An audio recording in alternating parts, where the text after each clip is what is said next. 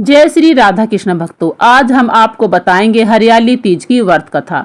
इसको करने से पति की आयु लंबी होती है और कुंवारी लड़कियों को मनचाहा पति मिलता है। श्रावण मास के शुक्ल पक्ष की तृतीया को श्रावणी तीज मनाई जाती है। कई लोग इसे हरियाली तीज भी कहते हैं। हरियाली तीज के दिन विवाहित स्त्रियां अपने पति की लंबी आयु के लिए व्रत रखती हैं। इस दिन स्त्रियों के मायके से श्रृंगार का सामान और मिठाइयां उनके ससुराल में भेजी जाती है। इस दिन माता पार्वती जी और भगवान शिव जी की पूजा करनी चाहिए। इस दिन महिलाएं निर्जला व्रत रखती हैं। महिलाएं पूरा दिन बिना भोजन जल के पूरा दिन बिता देती हैं।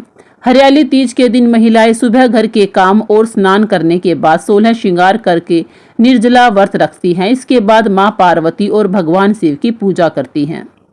जगह जगह झूले पड़ते हैं। इस त्योहार में स्त्रियां हरी और लहरिया या चुनरी में गीत गाती नाचती हैं, मेहंदी लगाती हैं, श्रृंगार करती हैं, झूला झूलती नजर आती हैं। हरियाली तीज के दिन कई स्थानों पर मेले भी लगते हैं और माता पार्वती की सवारी बड़े धूमधाम से निकाली जाती है।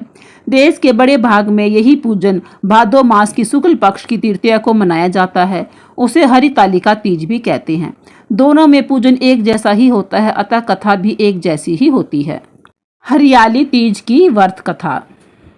शिव जी भगवान कहते हैं, हे पार्वती, बहुत समय पहले तुमने हिमालय पर मुझे वर के रूप में पाने के लिए घोर तप किया था। इस दौरान तुमने अन्न जल त्याग कर सूखे पत्ते चबाकर दिन व्यतीत किए थे। किसी भी मौसम की परवाह किए बिना तुमने निरंतर तप करते रहा था। तुम्हारी इस स्थिति को देखकर तुम्हारे पिता बहुत दुखी हुए थे। ऐसी स्थिति में नारद जी तुम्हारे घर पधारे। जब तुम्हारे पिता ने नारद जी से उनके आगमन का कारण पूछा तो नारद जी बोले, हे गिरिराज, मैं भगवान विष्णु के भेजने पर यहाँ आया हूँ। आपकी कन्या की घोर तपस्या से प्रसन्न होकर वह उससे विवाह करना चाहते हैं। इस बारे में मैं आपकी राय जानना चाहता हूँ। नारद जी की बात सुनकर पर्वतराज अति प्रसन्न के साथ बोले, हे नारद जी, यदि स्वयं भगवान विष्णु मेरी कन्या से विवाह करना चाहते हैं तो इससे बड़ी कोई बात नहीं हो सकती। मैं इस विवाह के लिए तैयार हूँ। फिर शिव जी पार्वती जी से कहते हैं, तुम्हारे पिता की स्वीकृति पाकर नारद जी विष्णु भगवान जी के पास गए और उन्हें यह शुभ समाचार सुनाया। लेकिन जब तुम्हें इस विवाह के बारे में पता चला तो तुम्हें बहुत अधिक दुख हुआ, क्योंकि तुम तो मुझे यानी कैलाशपति शिव को अपने मन में अपना पति मान चुकी थी। तुमने अपने व्याकुल मन की बात अपनी सहेली को बता दी। तुम्हारी सहेली ने सुझाव दिया कि वह तुम्हें एक घनघोर वन में ले जाकर छुपा देगी और वहां रहकर तुम शिव जी को प्राप्त करने के लिए साधना करना। इसके बाद तुम्हारे पिता तुम्हें घर में न पाकर बड़े चिंतित और दुखी हुए। वह सोचने लगे कि यदि विष्णु जी बारात लेकर आ गए और तुम घर पर ना मिली तो क्या होगा। उन्होंने तुम्हारी खोज में धरती पाताल एक कर दिए और लेकिन तुम नहीं मिली। तुम वन में एक गुफा के भीतर मेरी आराधना में लीन थी।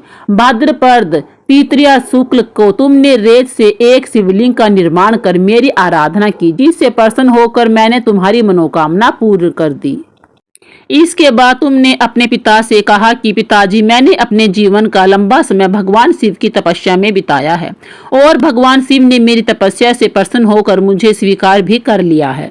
अब मैं आपके साथ एक ही शर्त पर चलूंगी कि आप मेरा विवाह भगवान शिव के साथ ही करेंगे।